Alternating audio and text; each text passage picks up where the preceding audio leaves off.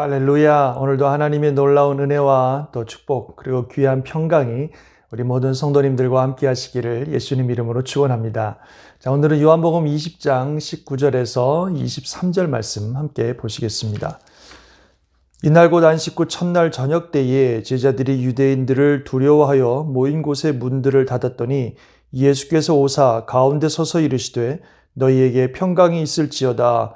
이 말씀을 하시고 손과 옆구리를 보이시니 제자들이 주를 보고 기뻐하더라. 예수께서 또 이르시되 너희에게 평강이 있을지어다. 아버지께서 나를 보내신 것 같이 나도 너희를 보내노라. 이 말씀을 하시고 그들을 향하사 숨을 내쉬며 이르시되 성령을 받으라. 너희가 누구의 죄든지 사하면 사하여질 것이요 누구의 죄든지 그대로 두면 그대로 있으리라 하시니라. 아멘. 부활하신 예수님께서 제자들에게 처음 나타나신 장면입니다. 당시 제자들은 유대인들이 무서워서 문을 굳게 닫고 그리고 한 곳에 모여 있었는데 바로 그곳에 부활하신 예수님께서 오신 것입니다. 그러면서 너희에게 평강이 있을지어다 하시는 말씀을 두 번이나 하셨어요. 사실 평소에 늘 하시는 샬롬 하는 그런 인사이겠지만 오늘 본문에서 이 너희에게 평강이 있을지어다 하시는 말씀은 그냥 평범한 인사 같지는 않습니다. 굉장히 특별한 의미를 가지고 있는 그런 말씀인데요.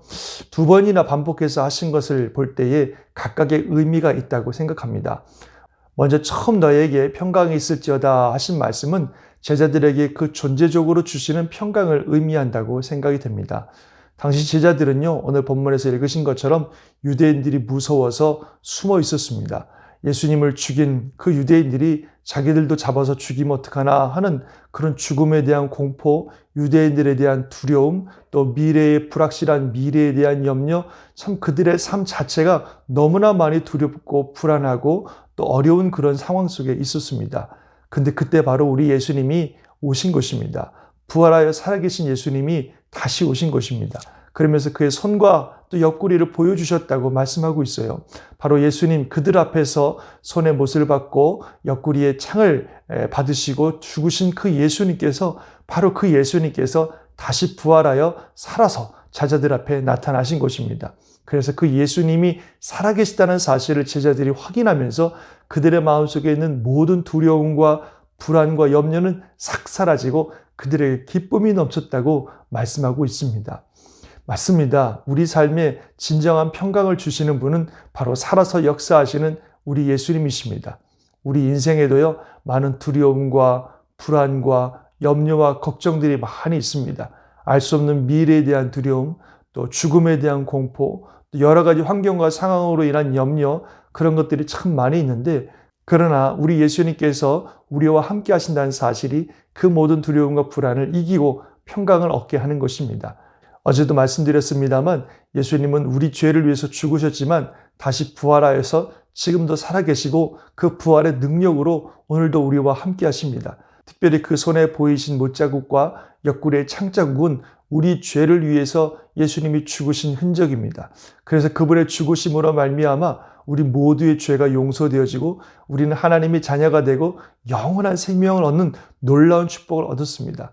그래서 죽음도 두렵지 않고 어떤 것도 우리에게는 걱정할 것이 없는 것입니다. 부활하여 살아계신 주님이 우리와 함께 하시고 그 부활의 능력이 우리와 함께 하시기에 이 땅에 사는 동안 승리할 것이고 또 죽음을 만나도 주님이 주신 은혜 가운데 영생을 누릴 것이기 때문에 정말 진정한 평강이 우리와 함께 하시는 줄 믿습니다. 부활하여 살아계신 주님의 평강이 저와 여러분과 함께 하시기를 바랍니다. 그러면서 두 번째 또 한 번 예수님이 너에게 평강이 있을지어다 말씀하시면서 이번에는 내가 너희를 세상으로 보낸다 말씀하셨습니다. 그 두 번째 평강은요, 세상으로 나아갈 때 주시는 평강입니다. 즉 사명에 감당할 때 주시는 평강이라는 거죠. 하나님께서 예수님을 이 땅에 보내신 것처럼 예수님도 제자들을 또 우리들을 세상으로 보내시는데요. 그때 우리에게 주시는 평강입니다. 16장에도 예수님 그런 말씀을 하셨지만 세상에서 너희가 환난을 당하나 담대하라. 내가 세상을 이겨노라 말씀하셨는데요.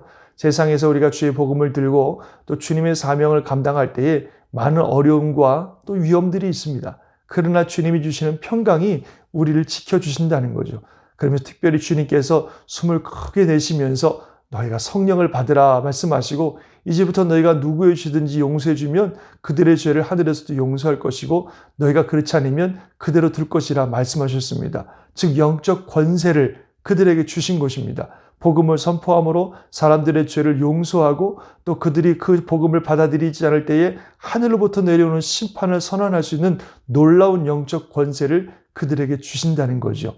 그래서 주님께서 주시는 사명을 감당할 때에 성령과 함께 주님이 주시는 영적 권세와 함께 그 사명 능력 있게 감당하고 승리할 수 있다는 사실을 우리 예수님이 말씀해 주셨습니다.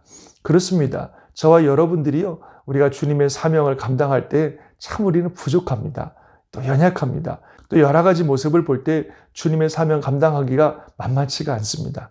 그러나 주님께서 우리에게 성령을 주시고 영적 권세를 주셨습니다. 성령의 은혜로 또 주님이 주시는 영적 권세로 우리가 귀한 사명 감당할 때에 우리의 능력과 지혜가 아니라 하늘의 능력과 지혜가 우리를 통해서 역사하시는 것이고 그래서 승리하게 되는 줄 믿습니다. 그래서 부족한 우리들을 통해서 많은 영혼들이 구원받고 소생케 되고 하나님 나라가 확장되고 사탄의 권세가 물러가고 주님 영광 받으시는 그런 일들이 일어난다는 거죠. 그래서 두려워하지 아니하고 담대하게 주님 주시는 평강을 가지고 귀한 사명의 자리로 우리가 나아가는 줄 믿습니다. 오늘도 우리 주님이 주시는 귀한 평강이 우리 모든 성도님들의 마음과 생각과 삶을 지키시기를 바랍니다. 우리의 삶에 늘 함께 하시는 예수님, 또 우리가 사역을 감당할 때 역사하시는 그 예수님의 능력과 은혜를 믿고 주님 안에서 평강을 누리시는 복된 날 되시기를 주의 이름으로 축원합니다. 아멘. 기도하겠습니다. 하나님 아버지 감사합니다. 우리 예수님이 주시는 이 평안이 우리 온 성도들의 마음과 생각을 지키시고 우리를 붙들어 주옵소서.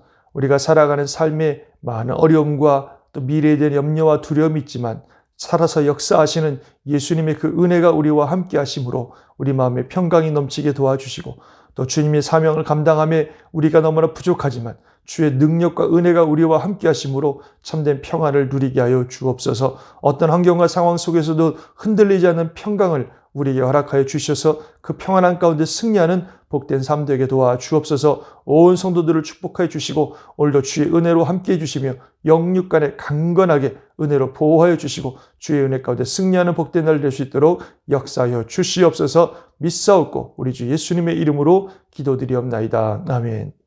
하나님의 놀라운 평강과 은혜가 오늘도 함께 하실 줄 믿습니다. 아멘.